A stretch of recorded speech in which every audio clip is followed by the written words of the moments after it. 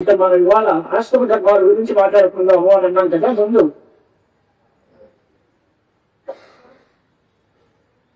ఇవాళ మంచి point. So ఆశ్రమ ధర్మాలు, అష్టాంగ యోగాలు, దాన మహిమ ఇలాంటివన్నీ వస్తాయి దీంట్లో. దాంట్లో చూడాలి.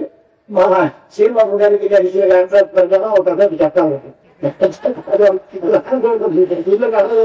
దీనికి సంబంధించిన కథ తీసుకురా, దీనికి అటాచ్ అయ్యేటువంటి కథ, దీనికి సంబంధించిన కథలు తీసుకురా. చూద్దాం. శ్రీ గురుభ్యో నమః. ఈశ్వరోవాచ అథాత సంభవక్ష్యాత్ బ్రహ్మచర్యాశ్రమం మునే ఆమ్రాయైక సుతం తీర్థం ఆదరాత్ శృణు సువ్రతాన్ అని ప్రారంభం చేశారు. ఈ కథ శివుడికి బృహస్పతికి గల సంవాదం. కైలాసానికి బృహస్పతి వెళ్ళాడు, శివుడిని అడిగాడు, మాకు ఏదైనా కొంచెం ఉపదేశాలు చేయండి అని. అప్పుడు లోకానుగ్రహ బుద్ధితో పరమేశ్వరుడే బృహస్పతితోటి ఈ రకమైన ఉపదేశాలు చేస్తున్నాడు. దీని కథాభాగం అది. ఇది శివ బృహస్పతి సంవాదం అనే పేరుతో ఉంటుంది. దానిలో మొదటగా బ్రహ్మచర్యాశ్రమాన్ని గురించి చెప్తాను నేను. ఆయన బృహస్పతి అని. బృహస్పతి గురించి చెప్పాలంటే బృహస్పతి ఎలాంటి వాడు అంటే దేవ గురువు. ఆయనకి ఆయన విద్య లేదు. ఇంద్రుడికి కూడా గురువు కాదు. మరొక సన్నివేశంలో వ్యాకరణం గురించి చెబుతూ బృహస్పతి గారు ఇంద్రుడు కలిసి కూర్చుని కార్యక్రమం ప్రారంభించారు. ఇంద్రుడు చదువుకుంటు కాదు, బృహస్పతి గారు చెబుతున్నారు. ఇంద్రుడు చాలా మంచి బుద్ధిమంతుడు, 100 అశ్వమేధాలు చేసినటువంటి విద్యార్థుడు, వేగంగా పదవిగా ఉన్నాడు, అన్ని బాగుంటాయి. బృహస్పతి గారికి కనుకోవాల్సిన పని లేదు. లక్ష్మీ చూసి పదార్థం చెప్పాలి, లేదంటే గైడ్ చూసి చెప్పాలి. ఈ మనిషి మహామేధావి చెప్పగలరు. చెప్తే యూనివర్సిటీ అధ్యయత, బృహస్పతిస్తే ప్రవక్త. ఎంతకాలం చెప్పారంటే టైం లేదు. 5 రోజులు 2 గంటలు అంటే 6000 శ్లోకాలు ఎక్కడైతే మాగించుంది. ఆయన దివ్యం వర్ష సంవత్సరం అధ్యయన కాలం. దేవతామానంలో 1000 సంవత్సరాలు చదివారు. దేవతామానంలో 1000 సంవత్సరాలు చదివారు. నా చాంతం చేయమని పూర్తి కాలేదు. అది విద్య తాలూకు లోతది. ఎక్కడికి వచ్చింది? అలాంటి వాళ్ళు చెప్తే, బృహస్పతి వాళ్ళు చెప్పి, జగేంద్ర వాళ్ళు చదివితే దేవతామానంలో 1000 సంవత్సరాలు చదివినా అది పూర్తవలేదు. అందుచేత మనకి పరిమితమైన ఆయుధాలు, ఆ ఆయుధాన్ని అంతా ఉంటుంటూనే ఉంటా ఉంటే చాలదు. ఆయుష్టాలను 4 రకాలుగా ఉదాహరణ చేస్తే మొదటి 5 ఏళ్ళు చదువుకోవడం, తర్వాత 5 ఏళ్ళు దాన్ని స్వాధీనం చేసుకుని దానిలో సమర్థత సంపాదించుకోవడం, దాన్ని వినియోగించుకుని వ్యవహారం చేయడం, తర్వాత ప్రవచనం చేయడం, ఇంకొక ఉంటాయి. ఆగమ కాలేనా, స్వాధ్యాయ కాలేనా, ప్రవచన కాలేనా, వ్యవహార కాలేనా అని కాలాన్ని 4 విభాగాలు చేస్తాం. మనం లౌకిక వ్యవహారంలో కూడా చిన్నప్పుడు 10 ఏళ్ళు వచ్చే వరకు చదువుకోవాలి. తర్వాత ఏదో ఉద్యోగమో వ్యాపారమో ఏదో చేసి డబ్బు సంపాదిస్తాము. తర్వాత కుటుంబ భాషలో అది. తర్వాత వానప్రస్థ జీవితమో, వ్యత్యాసమో, వైరాగ్యమో, తర్వాత జీవితాన్ని మనం విభాగం చేసుకుంటాం. ఆ రకంగా పెరుగుతుంటే ఇన్ని సంవత్సరాలు చదువుకుంటూనే సరిపోతే ఎలా చేస్తాము అనే మాట ఉంది. అంచేత తేలిక మార్గంలో చదువుకోవడం తెచ్చుకోవాలి. మనం జాగ్రత్తలు ఒత్తిడి కాదు. దీని సారం మనం ఎలా గ్రహించగలం, తేలికగా ఇలా పట్టుకోగలం. దానికోసం మహాభారతాది గ్రంథాలు, రామాయణ భాగవతాలు ఇవన్నీ చూస్తే అక్కడక్కడ ఉపనిషత్తుల్లో చాలా చోట్ల ఉన్నటువంటి విషయాలన్నింటినీ ఒకసారి ప్రూవ్ చేసి వాళ్ళు అసలు వాళ్ళు కనిపించారు. అంటే ఈ పురాణాలు చదువుకుంటే ఎన్నో రకాల ఉపనిషత్తుల్లో ఉండే గాథలు, కథలు, వాళ్ళు ఉన్న విషయాలు అన్ని పురాణంలో మనకి తెలుస్తాయి. అన్ని ఉపనిషత్తులు చదవడానికి మనకి టైం లేకపోవచ్చు. కానీ వాటి యొక్క సారాన్ని తెలుసుకోవడానికి పురాణం చదువుకుంటే దీనిలో రేపు ఎల్లుంటా మనం చెప్పుకుంటాం. ఏదో ఉపనిషత్తు కథలు సారం ఉంది, తైజస్య ఉపనిషత్తు సారం ఉంది, శ్వేతాశ్వర ఉపనిషత్తులో ఉండే కథలన్నీ ఉన్నాయి, దానిలో విషయాలు వస్తాయి. అలాగే మండపోపనిషత్తులో ఉండే సారం అంతా గీత ఉంది. అదంతా బ్రహ్మగీత అనేటువంటి చాప్టర్ లో పురాణంలో కల్పిస్తున్నారు. ఈ ఒక్కటి చదువుతుంటే మనకు ఆ విచారం అంతా అందుబాటులోకి వస్తుంది. అందుచేత తేలిక ప్రయత్నంతో ఎక్కువ ఫలితాన్ని పొందడానికి ప్రయత్నం చేయాలి. పాండిత్యం స్వల్ప భూమి లక్షణం. ప్రయత్నం తక్కువ ఉండాలి, ఫలితం ఎక్కువ ఉండాలి. అది ప్రయత్నం. ఇదే కొండ ఎదురు పెట్టారంటే అంత ప్రయత్నం చేసి సంపాదించింది ఏంటి అంటే దొరికినట్టు ఇంతగా పనులు చెప్తారు, బతికి వచ్చేయండి. ఈ బతికి కోసం ఈ కొండది కాదు. ఇంత ప్రయత్నం చేసింది వచ్చి లాభం ఏంటి? చాలా తక్కువ. అలా అనుకోను. ప్రయత్నం చాలా తక్కువ ఉండాలి, ఫలితం ఎక్కువగా ఉండాలి. అలాంటి ప్రయత్నం చేసుకోవడంలో వైదిక వాంగ్మయంలో పురాణం చదవడం, హిందూ ధర్మాన్ని సంస్కారాలను పాటించడం వల్ల మానవులు తమ జీవితంలో పొందలేనటువంటి గొప్ప ఫలితాలన్నీ అనాయాసంగా పొందే అవకాశం ఉంది. ఈ మార్గం వదిలిపెట్టేస్తే తక్కువ దాంట్లోకి వెళ్ళినట్టయితే ఆ ఫలితం లక్ష్యం చాలా లేట్ అయిపోతుంది. వచ్చేది కూడా అందరికీ మాత్రమే వస్తుంది. వాళ్ళకి ఫలితం లేదని మనం పూర్తిగా జీవిస్తాం, వాళ్ళకి ఫలితాలు ఉంటాయి. కానీ ఇంకొక దృష్టి కూడా మనం పెట్టుకోవాలి. మన హిందూ సంస్కృతిలో ప్రతి మాటకి ప్రతి చేతకి ఆధ్యాత్మిక దృష్టితో ముడిపడి ఉంది. కేవలం భౌతిక దృష్టి కాదు. పాశ్చాత్యుల దృష్టి అనగా భౌతికంగా మనం డెవలప్మెంట్ ఎలా ఉన్నాం, కొత్త కొత్త యంత్రాలు కనిపెట్టాం, దానివల్ల సౌకర్యాలు ఎక్కువగా పొందాం, విజ్ఞానం రీసెర్చ్ పెంచుకున్నాం, ఇంకా ఇంకా ఇంకా ఇంకా చేసుకుంటాం. ఎవరికి ఎంత గొడవగా ఉంటుంది. అది కాస్త ఇప్పుడు చిన్న చిన్న దానిలో పైకరాలు ఇదే అభివృద్ధి వాళ్ళ దృష్టి. అది భౌతికమైన అభివృద్ధిని ఆలోచించేది ఉత్తభ్యాసం. హైందూ జాతి ఆధ్యాత్మిక ఔన్నత్యాన్ని సంపాదించాలి, భౌతికం కూడా దానికి అనుకూలంగా దీని మీద ఎక్కువ స్ట్రెస్ ఉన్నారు. భౌతిక దృష్టి మీద సామాన్యంగా మరి ఇల్లు గడిస్తే చాలు, తిండికి గొడ్డకి లోటు లేకుండా సంసారం చేసుకుంటే శ్రేష్ఠ జీవితం ఆధ్యాత్మికంగా గడిపేస్తాం అనేటువంటి వాళ్ళు ఉంటారు. మనలో ఎంతసేపు బతుకుతామో అంతసేపు కూడా భౌతికమైన సుఖాల కోసం, దీని మీద అధ్యాత్మ కోసమే బతుకుతాము అనే వాళ్ళు కొంతమంది ఉంటారు. చేత భారతీయ సనాతన ధర్మంలో ఐహిక ఆవిష్కృతలకు సమన్వయం కేవలం ఐహిక దృష్టి మాత్రము కాదు, అలాగే ఆవిష్కృత దృష్టి మాత్రము కాదు. అలాగే ఈ పురాణాల్లో కర్మకాండం గొప్పదా, జ్ఞానకాండం గొప్పదా అని విచారణ వస్తుంది. తర్వాత కర్మ గొప్పదా, జ్ఞానం గొప్పదా అంటే జ్ఞానం గొప్పది మాట నిజం, కానీ కర్మలు అక్కర్లేదనే మాట అవ్వచ్చు. కర్మలు కావాలి, కర్మలు చేస్తేనే జ్ఞానానికి అధికారం ఇస్తుంది, అప్పుడే జ్ఞానం మనకు ఫలిస్తుంది. అలా కాకుండా కేవలం కర్మలు ఒక్కటే చేస్తే దాని మోక్షం వస్తుంది రాదు. కేవలం కర్మలు సరిపోవు, కానీ కర్మలు చేసి తీరాల్సిందే. ఇది భగవద్గీత యొక్క ఉపదేశం కూడా మనకి అదే. అర్జునుడు కృష్ణపరమాత్మని అడిగాడు, నువ్వు ఒకసారి కర్మ గొప్పటంలో, మరొకసారి జ్ఞానం గొప్పటంలో నన్ను ఇలా కన్ఫ్యూజ్ చేసేస్తున్నావు. దాన్ని వ్యామిశ్రేయమైన వాక్యేన వృత్యం మౌనయశీవమే పరస్పరం విరుద్ధమైన మాటలతో నన్ను హృదయేశ్వరం అడిగాడు కృష్ణపరమాత్మ అని అంటే అది కాలేదా. ఇప్పుడు పైన ఆకాశాలు చేసుకొని ఉంటాను కాబట్టి ఇప్పుడు నేనేం చేయాలి అని అడిగాడు అర్జునుడు. నువ్వు జ్ఞానం గొప్పది, మంచిగా చెప్పావు, ఇప్పుడు నేనేం చేయాలి అంటే హాయిగా యుద్ధం చేయాలి, నీ పని నువ్వు చేయి, జ్ఞానం జోలికి వెళ్ళద్దు ఇప్పుడు అని ఉపదేశం చేసి. ఆయన స్థితి అలా ఉంటే మన పరిస్థితి ఏంటి అంచేత మనమందరం మన కర్మల్ని బాగా చిత్తశుద్ధితో ఆచరించాలి. దానికోసం ఆశ్రమ ధర్మాలు చదువుకోవాలి. దానికోసం గురువు కోసం మాటలు చెప్పాను. ఎందుకంటే ఈ ఆశ్రమ ధర్మాలు చెప్పి హిందూ పర్యాటం మొదలెట్టారు ఏంటంటే కాదు, మన పని మనం చేయాలి అంటే ఏ ఆశ్రమంలో ఉన్నవాడు ఏ పని చేయాలి, బ్రహ్మచారిగా ఉన్నవాడు ఏం చేయాలి, గృహస్థుగా ఉన్నవాడు ఏం చేయాలి, సన్యాసులు ఏం చేయాలి అని కూడా పురాణాల్లోనూ స్మృతి గ్రంథాల్లోనూ మనకి నిర్దేశించారు. దానికోసం చెప్పారు ఉపనీత ద్విజ వేదానశీత సమాహిత. ముందు బ్రాహ్మణుడి గురించి మనం చెప్తున్నారు. మన వాళ్ళు వర్ణాశ్రమ వ్యవస్థ బాగా బలంగా ఉంది కదా, ఈ రోజుల్లో అది అందరికీ ఆమోదయోగ్యం కాకపోవచ్చు. ఒక్క మాట మాత్రం నేను మనం చేస్తాను, వర్ణాశ్రమాలు ఉన్నాయి అని మనం ఒప్పుకుంటాం తప్ప ఈ వర్తం గొప్ప వర్తం తక్కువ మాత్రం మాకు అర్థం. ఎవరు మొత్తం వాడే నాలుగు స్థాయిలో ఏ మొత్తం వాడే, దేని దాకా ప్రయోజనం దాందే, దేని దాకా స్థాయి దాందే. ఇది తక్కువ ఎక్కువ నిమిషాలు లేదు మన శాస్త్రం, అది ఉన్నాయి నాలుగు. వాళ్ళ చేతలు వైద్యంగా సృష్టం గుణగంధం విభాగశ, వాళ్ళ గుణాలు వాళ్ళ పనులు దాన్ని బట్టి నాలుగు వర్ణాలు ఉన్నాయి, నాలుగు ఆశ్రమాలు ఉన్నాయి. ఏ ఆశ్రమం గొప్పది అని అంటే బ్రహ్మచారి, గృహస్థు, వానప్రస్థం, యతి ఈ నాలుగింటిలో ఎవరు గొప్పది అంటే యతి వ్యక్తిని చాలా గొప్పది. నమస్కారం చేస్తాం. వాడు రాసే పుస్తకంలో ఏం చేస్తారు, గృహస్థాశ్రమే చాలా గొప్పది అని రాస్తారు. కానీ ఏంటంటే వాళ్ళకి ఆశ్రయం ఇచ్చేవాడు వీళ్ళే. ఆయన ముందు చెప్పకూడదు, ఆయన విషామం చేయాలంట, ఆయన బాధకు వచ్చేయాలి, వ్యవస్థ చేయాలి.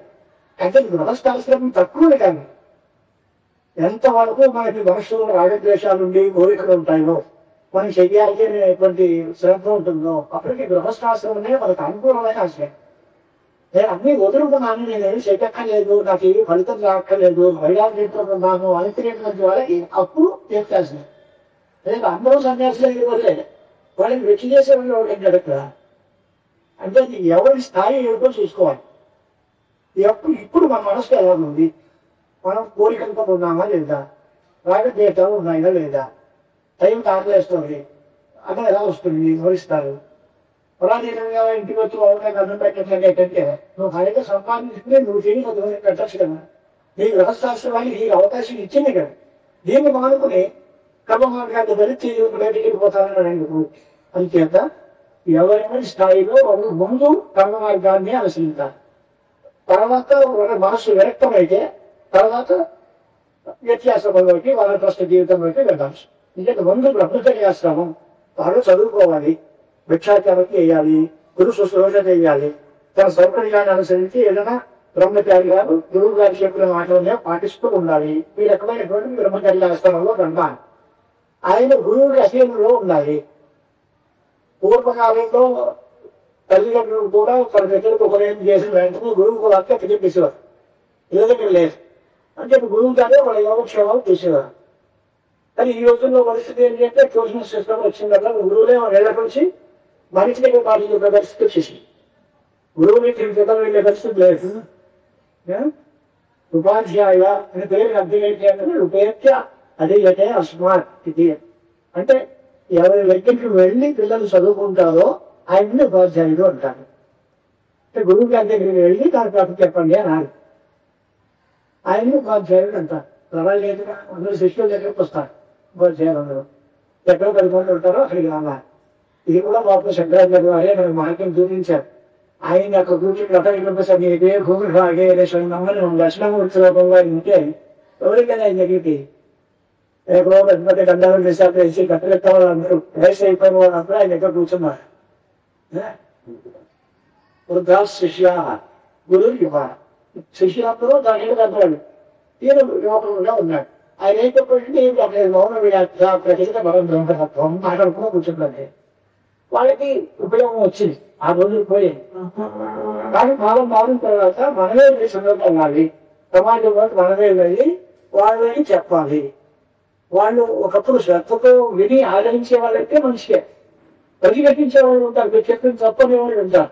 వాళ్ళని పరాక్రమంతో ఓడించి వాళ్ళ తప్పు వాళ్ళకి తెలియజేసి చెప్పి వాళ్ళని కూడా సరిహద్దు తీసుకురావాలి. అది శంకర భగవద్వాదాచార్యుల వాళ్ళు చేసిన గొప్ప పని.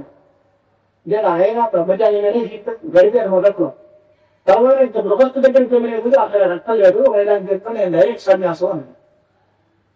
క్రమం అనేటువంటి ఒక బలం ఉంది. బ్రహ్మచారి నుంచి గృహస్థ అవ్వాలి, గృహస్థ నుంచి వానప్రస్థ అవ్వాలి, తర్వాత సన్యాసం తీసుకోవాలి అనేది ఒక కాలం. కానీ ఎప్పటికైతే వైరాగ్యం చిన్నతనంలోనే ఏర్పడుతుందో వాళ్ళు స్వయంగానే సాక్షాత్తుగా సన్యాసం తీసుకోవచ్చు అనేటువంటి నియమాలు కూడా ఒప్పుకున్నారు. పెళ్లి చేసుకుంటే పిల్లల్ని కనాలి అనే మాట వేదనే చెప్పింది. ఆచార్యాలు ప్రియంగనగాదిత్య ప్రజాపతితం మాప్యత చేసి అనే మాట చెప్పింది. గురువుని శిష్యుల్ని అందరూ కూడా అనుగ్రహించాలి, శిష్యులందరినీ బాగు చేయాలి అనే మాట ఉంది దానిలో. అయినప్పటికీ వైరాగ్యం కలిగినటువంటి వారైతే వాళ్ళు దాని గురించి వెళ్ళక్కర్లేదు, సన్యాసం కోసం వెళ్ళిపోవచ్చు అనేటువంటి మాట కూడా ఉంది. అంచేత అలాంటి బ్రహ్మచారి సాయంత్రాలు ఉపాసయిత సంధ్యాం విప్ప సమాహిత కామం క్రోధం తథా లోభం మోహం చేయవ వివక్షయే ఈ మాట దంశమ. ఆయన సంధ్యాన్ని చేస్తుంటాడు, పొద్దున్న సాయంకాలం అధికార్యం చేసుకుంటాడు. దాంతో సరిపోదు. కామ క్రోధ లోభ మోహమాశ్చర్యాలు విలువమాది. ఆయన కామ క్రోధ లోభ మోహమాశ్చర్యాలు విడిపెట్టాలి, మహాదేవుడిని పూర్తి చేయాలి. అంటే అలాంటి తల్లి తండ్రి గురువు తనకంటే పెద్దవాళ్ళు వీళ్ళందరినీ ఆదరించాలి. ఇది సామాన్య ధర్మాలు. మానవులుగా ఉన్నవాళ్ళం మనందరం ఎటువంటి అలవాటు నేర్చుకోవాలో చెప్తుంది పురాణం. వ్యాసుడు ఉపదేశం చేసే మాట ఏంటంటే మహాదేవార్చనం ఒకటి, అలాగే మాతరం పితరం వృద్ధం తథా జ్యేష్ఠం స్వహమిగురం అధ్యాత్మ జ్ఞానం నిత్యం శ్రద్ధ ఏవ అభివాదే. అభివృద్ధి కోరేటువంటి మనిషి ప్రతివాడు తల్లిని తండ్రిని తనకంటే పెద్దవాళ్ళని తన గురువు గారిని అధ్యాత్మ విద్య తెలిసిన గట్టి వేదాంతాలు చదువుకున్న పండితుల్ని వాళ్ళందరినీ కూడా చక్కగా గౌరవంతో నమస్కారం చేయాలి. లౌకికం వైదికం కాదు తథా ఆధ్యాత్మికమేవ ఆదీత యతో జ్ఞానం తత్పూర్వ మధురానిదే. అంటే ఎవరికి గురువు వస్తే ఎవరైనా అంటే తనకి లౌకిక జీవితం నేర్పేవాడు కూడా గురువే, తనకి వైదికమైన విజ్ఞానాన్ని అందించేవాడు గురువే, ఆధ్యాత్మికమైన విజ్ఞానాన్ని అందించేవాడు గురువే. గురువులు 3 రకాలుగా ఉంటారు. బోధక గురువులు, శోధన గురువులు, మోచక గురువులు అని 3 పెట్టారు. బోధక గురువులు అంటే మనకి తెలియని విషయాన్ని చెప్తారు, చెప్తే వెళ్ళిపోతారు. అది వంటగట్టించాలని రచించాలని పట్టించుకోవాలి, చెప్పడం అయితే నాకు డ్యూటీ. రెండో వాళ్ళు శోధన గురువు అంటే మన దగ్గర కూర్చొని కొనడానికి ఇచ్చినట్టు చేసే వరకు వెళ్ళాలి, చెయ్యాలి. తెలియచెప్పడం ఒకటే కాదు, తెలియజెప్పి వాళ్ళు చేస్తారా లేదా అభివృద్ధి చేసి వాళ్ళు చేయించేటువంటి పరిస్థితుల్లో ఉంటారు. అది శోధన గురువు. ఇక బోధక గురువు అంటే మనం ఈ బంగాల్లోకి బయటపడేసేవాళ్ళు. మనకి ఏదైనా సమస్య వచ్చింది, ఆ సమస్య అంటే మనకి విముక్తిని కల్పించాలి. మనకి ఏదైనా ఒక అనారోగ్యం వచ్చింది, ఆ రోగాన్ని వచ్చి బయటపడేయాలి. ఈ సంసార రోగం భవబంధం అనేటువంటిది వస్తే దీని కూడా బయటపడేసి అంటే ముక్తి పొందేలు గురువు ఉండాలి. ఆయన మోచక గురువు అని పేరు. వాళ్ళతో ఎవరు నెంబర్ 1 గురువు ఎవరండి అంటే దక్షిణామూర్తి స్వామి గారు అని చెప్తారు మన వాళ్ళందరూ. దీని తర్వాత 5 ప్రకరణాల్లో మోచక గురువు ఎవరు అంటే భగవాన్ దక్షిణామూర్తి అని చెప్తారు. ఆయన వర్ణం అంటే అక్కడ వస్తుంది, అక్కడ చూద్దాం మనం.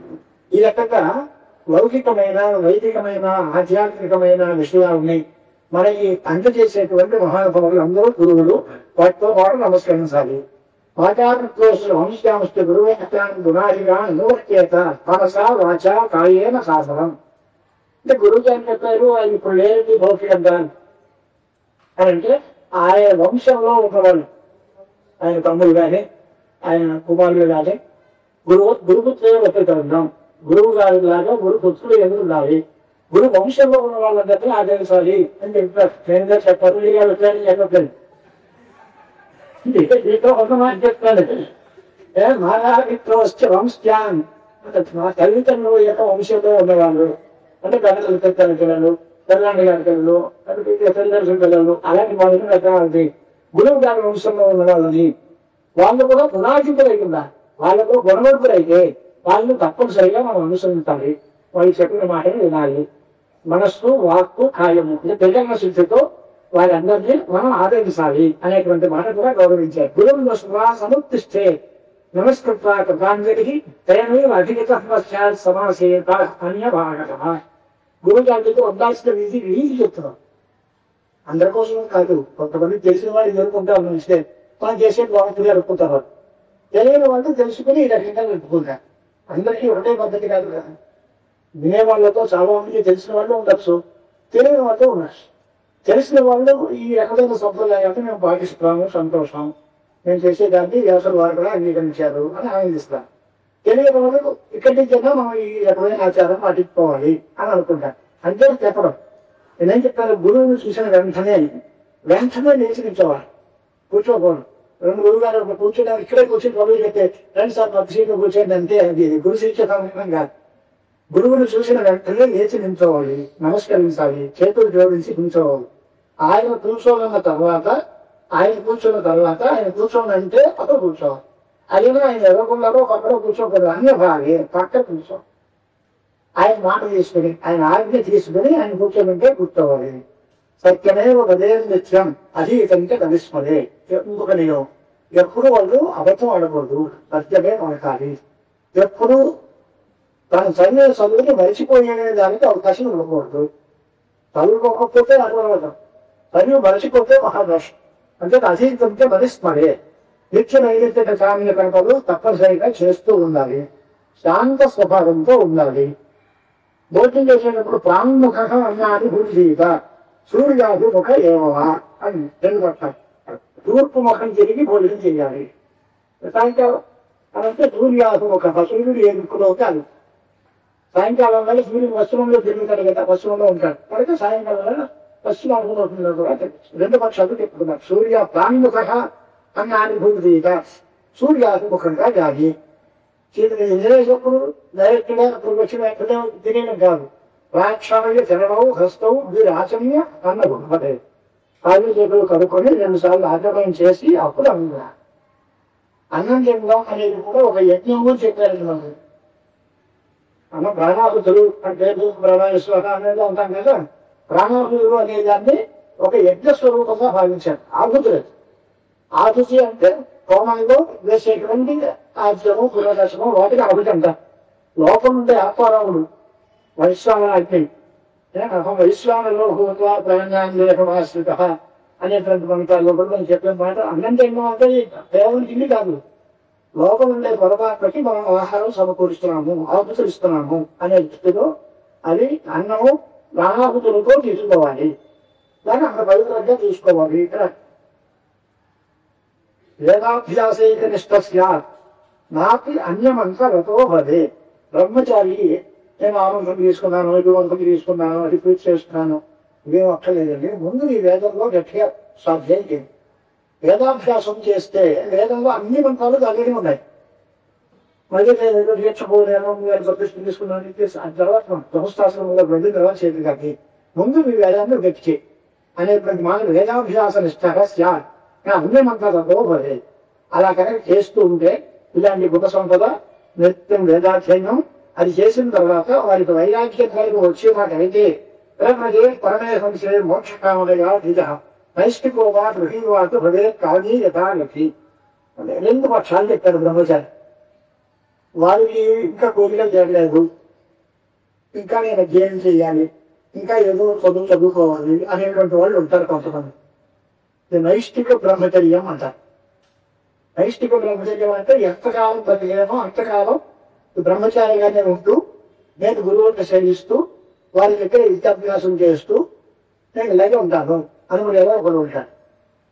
కొంతకాలం అయిన తర్వాత గురువు గారు అనుమతిస్తే అయ్యా నీ విద్య పూర్తయింది అయినా అంటే తల్లిదండ్రులు అనుమతితో గురువు గారు ఆజ్ఞ తీసుకుని వివాహం చేసుకుని సంతానం పొంది యజ్ఞయాగాన్ని కర్మానుష్ఠానం చేసి గృహస్థుగా జీవితం గడిపేవాళ్ళు కొంతమంది ఉంటారు.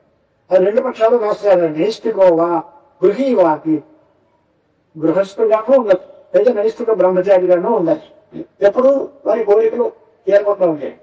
వారి వైరాగ్యం కలిగితే మాత్రం వారు వెంటనే సన్యాసం పుట్టుకోవచ్చు. ఎలహరేమో వెలగే పదకరేమో కాలేదు అని. ఇక ఇది బ్రహ్మచారి గురించి సంక్షిప్తంగా చెప్పి ఇప్పుడు మన అందరికీ జనసామాన్యంలో మెజారిటీ పీపుల్ ఎవరు అంటే గృహస్థులు ఉంటారు కదా. నూటికి వాళ్ళు లెక్కడితే 170-80% గృహస్థులు ఉంటారు. సన్యాసులు మహా ఉంటే 10% లోపు ఉంటారు. బ్రహ్మచారులు అంటే పూర్వం బ్రహ్మచారులు వేరు, ఇప్పుడు బ్రహ్మచారులు వేరు. ఇప్పుడు బ్రహ్మచారికి 10 ఏళ్ళు వచ్చిన తర్వాత ఉపనయనం చేశారంటే 2 సార్లు ఖర్చు కానీ వెళ్ళి చేద్దాం అనుకుంటున్నామండి అనేటువంటి ఉన్నారు. అదే వాడికి సకాలంలో వాడి ఉపనయనం చేసి వాడి వేదాభ్యాసం చేసి అలాంటి బ్రహ్మచర్య ఆశ్రమం తీసుకునే వాళ్ళ సంఖ్య బాగా తగ్గిపోతుంది కాల వైభవం. అది సరిగా అందరూ బ్రహ్మచారులు బ్రాహ్మణులు కానీ వైశ్యులు కానీ క్షత్రియులు కానీ వారి కుమారులకి యోగ్యమైన కాలంలో వికలనం చేయాలి. అది మన స్వతంత్రం. వివాహం చేయాలి అంటే పెళ్లి సామాన్యం ఇవ్వాలి, అవసరం వాళ్ళు ఒప్పుకోవాలి. అబ్బాయికి నష్టాలు వ్యవహారం లేదు.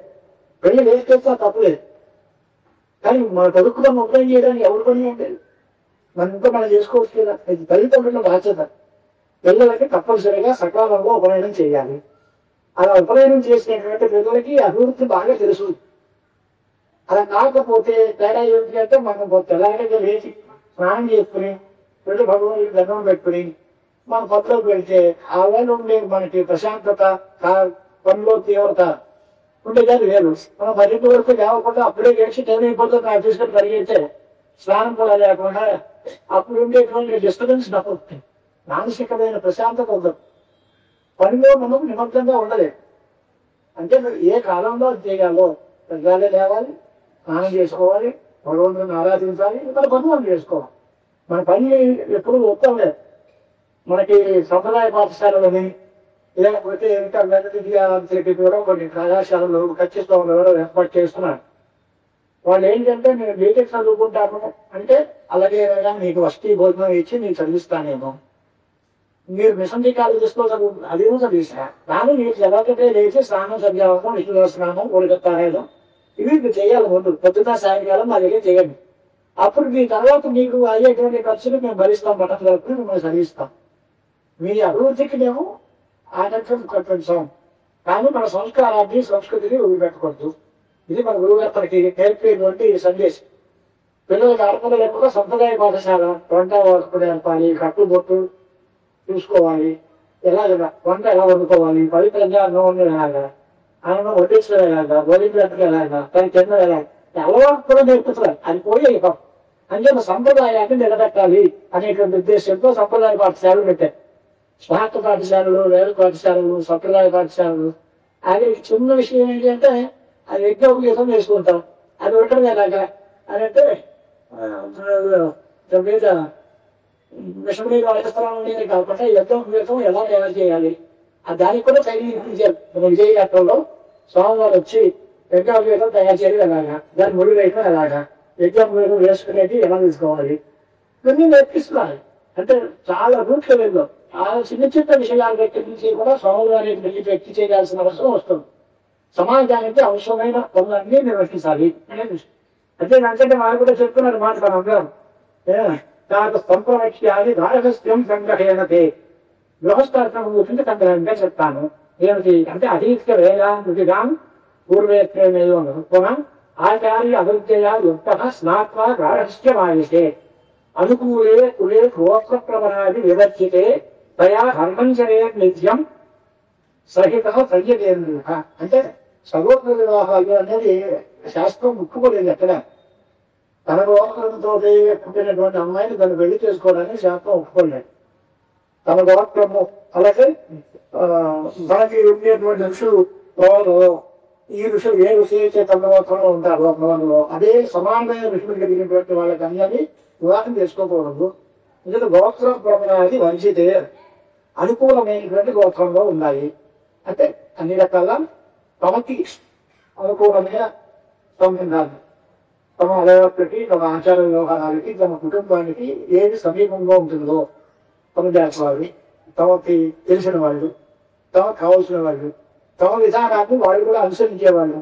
అంతేగాని అవలోకోదాన్ని మందులోదాన్ని అయితే సంసారం సాగడం కష్టం.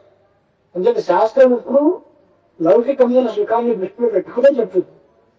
ఇద్దరిది ఒకటే అనుకూలమైన మనసు మనోభావం ఉంటే అది బండి సాగుతుంది. లేకపోతే రెండు చక్రాలను ఒకటి ముందుకి ఒకటి వెనక్కి లాగితే ప్రయాణం సాగి. అంచేత భార్యాభర్తల మధ్యలో అనుకూలంగా ఉండాలి, అనుకూల దాంపత్యం ఉండాలి అనే ఉద్దేశంతో ఎలాంటి కన్యని వివాహం చేసుకోవాలి అనే దాని కూడా శాస్త్రాలు చాలా చెప్పారు. అవన్నీ చెప్పలేదు కానీ ఈ మాట మాత్రం చెప్పారు. అనుకుంటులే కులే గోత్రప్రవరాది వివర్చితే తయా సంబంధించలే నిత్యం. ఆమెను అమ్మాయి వివాహం చేసుకోవాలి. వివాహానికి ప్రధానమైనటువంటి పిల్లలు ఏంటి అని అంటే ధర్మ ప్రజా సంపత్తి అంటే స్త్రీలే సంకల్పం తెలుగు. ధర్మ ప్రజా సంపత్తి అంటే ధర్మాచరణము, సంతానం రెండు దానిలో కూడా మొదటిపెట్టు ధర్మాచరణం. అంచేతే ఆవిడ పేరు సహధర్మచారిణి అని పేరు పెడతారు భార్య. అంటే తాను చేసే ప్రతి పనిలోనూ తనకి కూడా సహకారం అందించి ఆవిడ కూడా కలగజేసుకుని ఇద్దరు కలిసి పనులు చేస్తే, సత్కర్మలు ఆచరిస్తే ఆవిడకి సహధర్మచారిణి అని పేరు. అలాగే పత్ని అనే శబ్దం ఉంటుంది. పత్ని అనే శబ్దానికి కూడా ఆయన వ్యాకరణ సూత్రం రాస్తారు. కొత్త యజ్ఞ సంయోగే. యజ్ఞ సంయోగము అంటే ఆయన ఏదైనా దైవ కార్యాలు ఏదైనా చేస్తే ఆయనతో కూడా ఉండి సంకల్పం చేసి కూర్చుని ఆ విధంగా చేస్తే ఈయన చేసే పనులు సగం పాలు భాగం ఆవిడకి యజ్ఞ ఫలగోత్రి. ఆయన చేసే మనిషి పనులు సగం పాలు ఆవిడకి కూడా వస్తుంది. అదే కానీ ఆవిడకి ధర్మపత్ని అని లేదు. అలాగే ఆవిడకు ధర్మ కార్యాలు చేయాలి. ఇంద్రియ నిగ్రహం చాలా అవసరం. ఇంకా లౌకికమైన దృష్టిలో దేవ అగ్ని అతిథి భైషార్థం పచేది దైవ ఆత్మకాయత. ఇంట్లో వంట ఈ రోజుల్లో ఒక గంటలో కొంతమంది వ్యక్తులు వడ్డించుకోవడం ఒక గంట. అది తప్ప అనేది శాస్త్రం విశేషించలేదు. కానీ ఆ వంట తమ కోసం మాత్రమే కలపకూడదు. దేవతల కోసం, అగ్నుల కోసం, అతిథుల కోసం, వాళ్ళకి ఆహారం పెట్టడం కోసం ఇంట్లో వంట జరగాలి తప్ప అది కేవలం ధన్యం కోసమే వస్తే అది కేవలం కేవలం అది కేవలం పాపం తిన్నట్టే అవుతుంది. ఏమైనా ఇంట్లో నేను ఒక్కడే ఉన్నాను, నేనే వండి తినేస్తాను అంటే అది కేవలం పాపం మూట పెట్టుకున్నట్టే. 10 మంది పెట్టి తప్పినారు. దేవతలకి ఆహుతులు ఇవ్వాలి అంటే మన వాళ్ళు చాలా మంచి మంచి ఆచారాలు పోవాలి పెట్టారు. ఇవాళైతే పోయే కానీ అగ్నిహోత్రం కట్టెలు పోయి ఇవి వండేవారు. వండితే ముందు బియ్యం 2-3 గింజలు కాస్త అగ్నిహోత్రంలో వేసి ఆ తర్వాత పొయ్యి గిన్నెలో పోసేవారు. అగ్ని ఆకుకిస్తే కానీ మనం వండుకోకూడదు. ఆ అగ్ని దేవతలు తృప్తిపరచాలి అని 2 గింజలు గల వేస్తాం.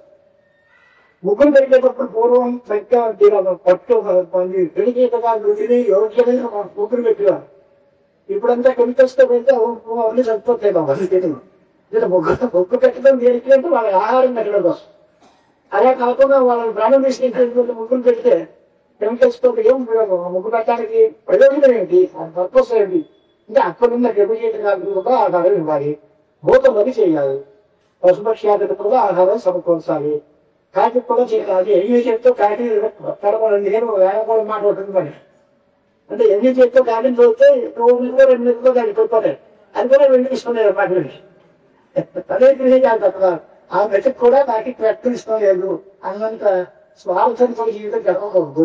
ఇది దేవతలకి, అగ్నికి, అతిథులకి వాళ్ళందరికీ అనుకూలంగా వారికి భైక్షం ఇవ్వాలి.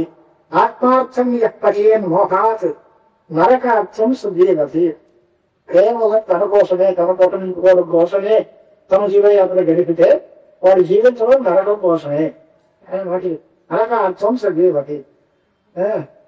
యాజన అధ్యాత్మాభ్యాంచ విశుద్ధేక్ష ప్రతిగ్రహాత్ యాత్రార్థం అర్థయేదిత్వం యాగార్థం వా విధోత్వం. బ్రాహ్మణుడు సంపాదించాలా అలా అంటే బ్రాహ్మణుడు కూడా సంపాదించాలి. దేనికోసం అదంటే 10 మందికి యజ్ఞాలు చేయించాలి, వాళ్ళ చేత వ్రతాలు, నోములు, అభిషేకాలు చేయించాలి. దానికి తను వాళ్ళలో హెచ్చరికగా ఉండి ఎదురుగా వాళ్ళు చేసి అందుబాటు చేయించాలి. ఎవరికి 10 మందికి భాషను చెప్పాలి. యాజనం, అధ్యాపనం 2. యాజన అధ్యాపనాధ్యాపం ఈ రెండింటి ద్వారా అభ్యర్థులు చేయవచ్చు. అంటే ఎవరి చేతికైనా ఒక మంచి కార్యక్రమం చేయించి వారు రక్షణగా ఇస్తే తీసుకోవచ్చు. అదొక రకం. అది కూడా విశుద్ధ. మనం డబ్బు తీసుకునేటువంటి మనిషి, ఇచ్చే మనిషి ఎలాంటి వాళ్ళు అంటే వాళ్ళు పవిత్రమైన మనస్సు గలవాళ్ళు, పవిత్రమైన జీవితం గలవాళ్ళు అయితే వాళ్ళ దగ్గర డబ్బు తీసుకోవచ్చు. అలా కాకుండా ఎవరి దగ్గర వాళ్ళ దగ్గర డబ్బు తీసుకుంటే దానికి మన మనోభావాలు దెబ్బతింటాయి ఉంది. నేను ఉదాహరణగా ఒక స్వాముల వారు ఒక ఇంటికి భోజనం వచ్చామని అంటే వెళ్ళారు. ఆ యజమాని చాలా సంపన్నాడు బాబు. ఈయన నాకు ఎక్కలేదంటూ ఉంటే మొత్తం వెండి పని కంచి తీసుకొని కందం తీసుకొచ్చి ఆ కంచంలో ఇచ్చామని చేశాను. ఇదేమో బాగలేదండి, ఇంకోసమే చేయించానండి. ఆయన ఆ భిక్ష పూర్తయిన వాళ్ళకి ఎంతో పట్టుకెళ్ళిపోతే బాగుంటుందని ఆలోచన వచ్చింది తప్పగా. అంటే అన్నం యజమానగతం పాపం అన్నం ఆశ్రయిస్తుంది అని ఆ యజమానుడికి చేసిన పాపాలు వాళ్ళ చేతి అన్నంలో ఉంటాయి. ఆ అన్నం తింటే వీడి ఆలోచన అంటే నాకు అంతకు ముందు బాగా సన్యాసం చెప్తూ ఉన్నాను. వీనికి ఆ అన్నం తినేసరికి అంత దుర్మార్గమైనటువంటి ఆలోచన కలిగిన పరిస్థితి వచ్చింది.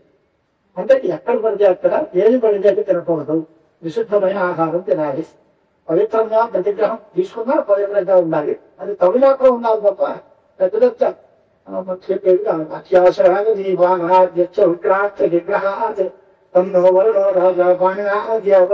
మనం స్నానం చేసేటప్పుడే చెప్తాం వాటిని.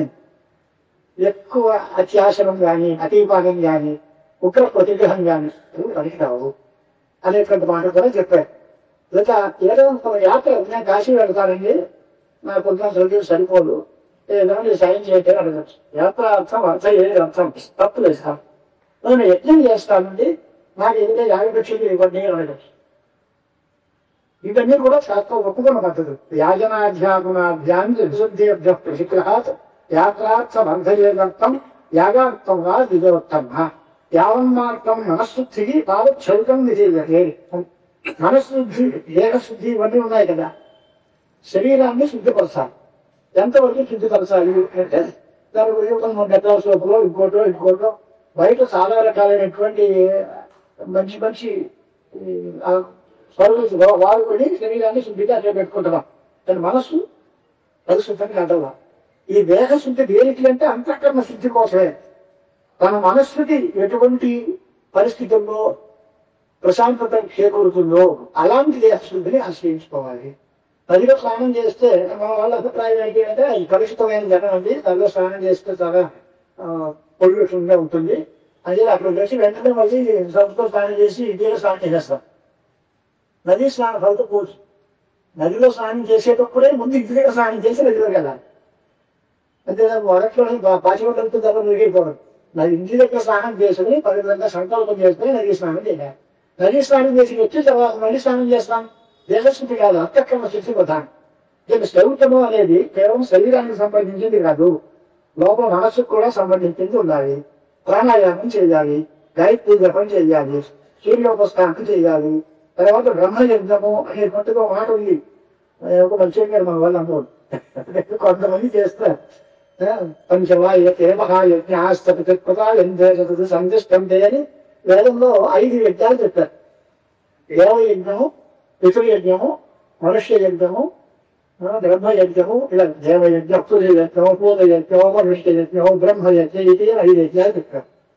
ఈ 5 యజ్ఞాలు ఎప్పుడో ఒకటి చేయడం కాదు, ప్రతినిత్యము చేయగలిగినది. ప్రతిరోజు ఈ 5 యజ్ఞాలు చేయాలి. పంచయజ్ఞ ప్రియ అని అమ్మవారి పేరు. పంచయజ్ఞ ప్రియ, పంచప్రేతవించాభిషాయిని, పంచమి పంచభూచేసి, పంచసంకోపచారిణి అని లలితా రహస్యంగా చెప్తారు. పంచయజ్ఞ ప్రియ, నిత్యం పంచయజ్ఞాలు ఎవరైతే చేస్తారో వారు నిత్యకర్మాన్ని సాక్షాత్ చేస్తున్నట్టు అర్థం. దానిలో ఎక్కువ చేయాల్సిన పని సగం అయిందండి. అలాగా పంచయజ్ఞాలు ప్రధానంగా చెప్పేది ఏది అంటే బ్రహ్మయజ్ఞం. బ్రహ్మయజ్ఞం అంటే మనం చదువుకున్నటువంటి వేదంలో కొంత భాగాన్ని పారాయణ చేయడం, అది బ్రహ్మయజ్ఞం. ఆ వేదాన్ని చదువుకుంటే మర్చిపోకుండా ఉండడం ఒక ఫలం. నిరంతరం వేదాధ్యయనం చేయడం అనేది ఎక్కువ ఫలితం. దీనివల్ల నిష్ట ప్రయోజనం ఉంది, అనిష్ట ప్రయోజనం కూడా ఉంది. అలాగే నిత్యశార్థం తథా దానమశక్తానాయంచ రక్షణం. నిత్య కర్మగా కొన్ని తర్పణలు ఉంటాయి, దేవశివుల తర్పణాలని, అలాంటివన్నీ ఉంటాయి. వాళ్ళ భవిష్యత్తు పుట్టిన దేవతల తర్పణాలని, అవి కూడా బ్రాహ్మణులు తప్పకుండా చేయాలి. అది కూడా నిత్య తత్వం. ఇప్పుడు అమావాస్య గారు తర్పణం చేస్తున్నాము అనే మాట దక్షిణ దేశంలో బాగా అలవాటు, మన దేశంలో తగ్గిపోయింది. కానీ అమావాస్య తర్పణమే కాకుండా నిత్య తర్పణాలు కూడా తప్పకుండా చేయాలి. యతి సంరక్షణం అది కూడా చేయాలి. అచేతనం రక్షలు, ఎవరికైనా ఇబ్బంది ఉంటే ఆ ఇబ్బందిలో ఉన్న వాళ్ళని రక్షించడం కూడా మానవ కర్తవ్యం. దారి పోతున్నాం, ఏదో పడిపోయి అనుకోండి, కానీ అయ్యో కష్టం ఆగి ఏదైనా మంచిగా తీసుకుని తర్వాత వెళ్తే అప్పుడు ఆయన పడిపోతే నాకేం పోయింది అని వెళ్ళిపోతే రేపు పొద్దున మన కొడుకోలేదు, మన వెళ్ళిపోతే పక్క వాళ్ళు మద్దతు పట్టించుకుంటారు.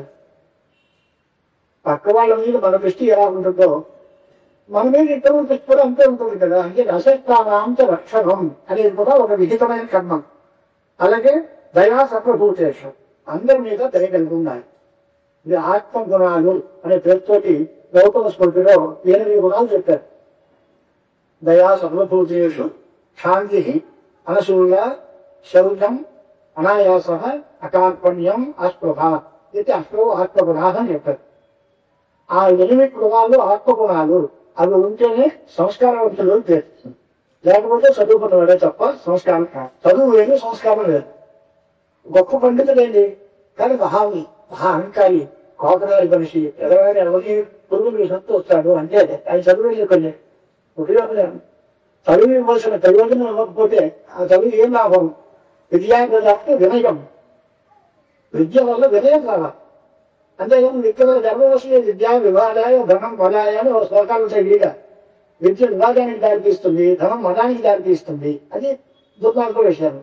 అలా కాకుండా విద్య వినయం ఇచ్చి వాళ్ళని చెప్పి అధ్యయనం చెప్పి అది అవిద్య సాధ్యం. ధనవంతులు లోకానికి ఉపకారం చేసి దానం చేస్తే వాళ్ళకు ఉపకారం, అది. అలాగే ఇక్కడ కూడా దయాసర్వభూత అనేటువంటి మాట కూడా యతి సంరక్షణం కూడా అన్నపానాది సదా. యతి సంరక్షణం కూడా గృహస్థ ధర్మం. తప్పనిసరిగా మన ఊరు ఏదైనా స్వామివారు వచ్చారు అని అంటే వారిని ఆదరించి వారికి అన్ని రకాల సదుపాయాలు చేయడం గృహస్థుల కర్తవ్యం. నేను ఆయన కూడా మాకేందనేది అనుకోవు, ఆయన మాకేం బంధువా లేకపోతే మాకేం సంబంధం అనుకోవు.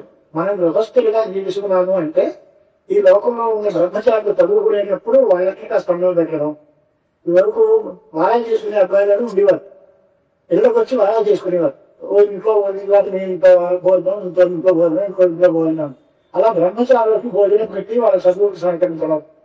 ఇతరులు ఎవరైనా వస్తే వాళ్ళకి భిక్షామందరాలు తీసి వాళ్ళకి సేవ చేయడం, ఇవన్నీ కూడా గృహస్థ కర్తవ్యం. కారణం ఏంటంటే యతిష్ట బ్రహ్మచారి భగవాన్న స్వామి ఉభవు. యతి కానీ లేదా బ్రహ్మచారి కానీ వాళ్ళు వండుకు తినే అధికారం లేదు.